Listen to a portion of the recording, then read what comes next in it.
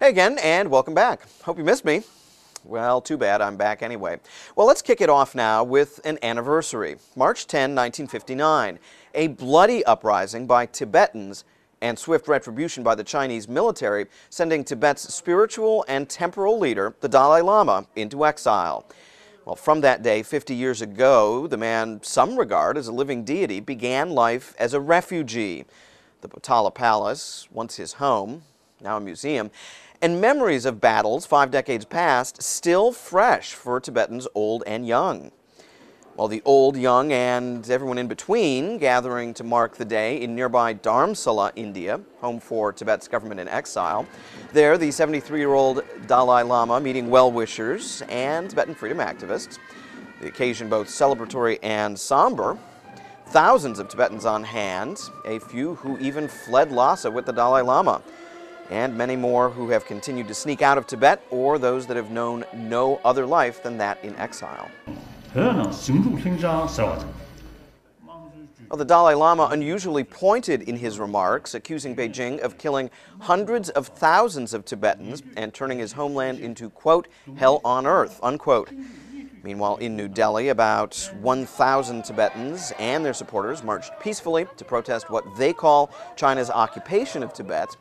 It's just one of many similar protests across Asia. Well, no such scenes visible within Tibet.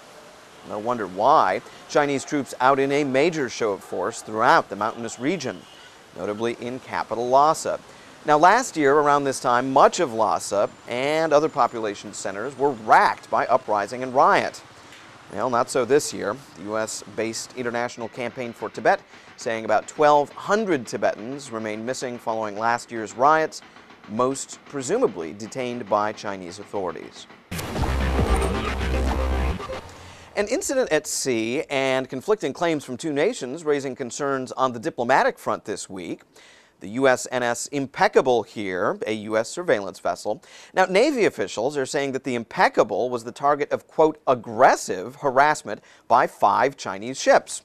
The incident occurring about 120 kilometers south of Hainan Island.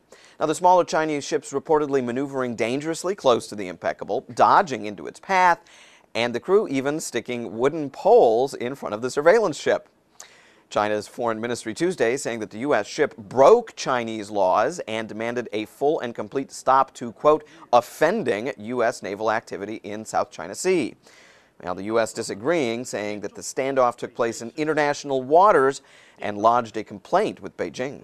Our ships obviously operate fairly regularly in international waters where these incidents took place.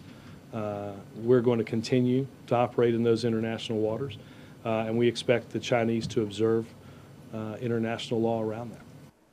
Now, Beijing not officially disputing that the incident occurred in international waters, but it has long claimed large portions of the South China Sea as exclusively Chinese.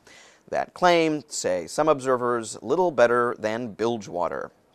And speaking of bilge water, how about this item? It seems that North Korea held an election over the weekend. No, really. And at least as reported on state-controlled TV, the results, well, I know, a shocker, right? Yes, it seems dear leader Kim Jong-il was re-elected. Unanimously. Well, to what exactly? Well, just about everything. The farce of a vote overclouded, however, by Pyongyang's serious decision Tuesday to cut its military hotline to Seoul and put its army at battle stations. And, of course, it's still planning to test fire a rocket in the near future. Well, none of that keeping Kim Jong-il from the polls. And we're just guessing here, but something tells us his campaign themes probably weren't hope and change. Just a guess. Lastly, we were going to end with a feature we found from Hungary, this annual Butchers Festival thing with lots of merriment and celebrating and all that. And then we saw the video. You know, they don't call it a Butchers Festival for nothing. So instead, something from our Ozzy Osbourne Makes Cool Stuff Cooler file. This, Japan's Sakurajima volcano erupting Tuesday, ash and debris falling as far as 2 kilometers away.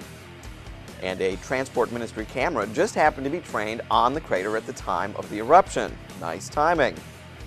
And you know, we like to think this is the best pairing of video and music ever on the download. Yeah, wicked flash. Well, that is your download and your metal music for today. Hope to see you again tomorrow.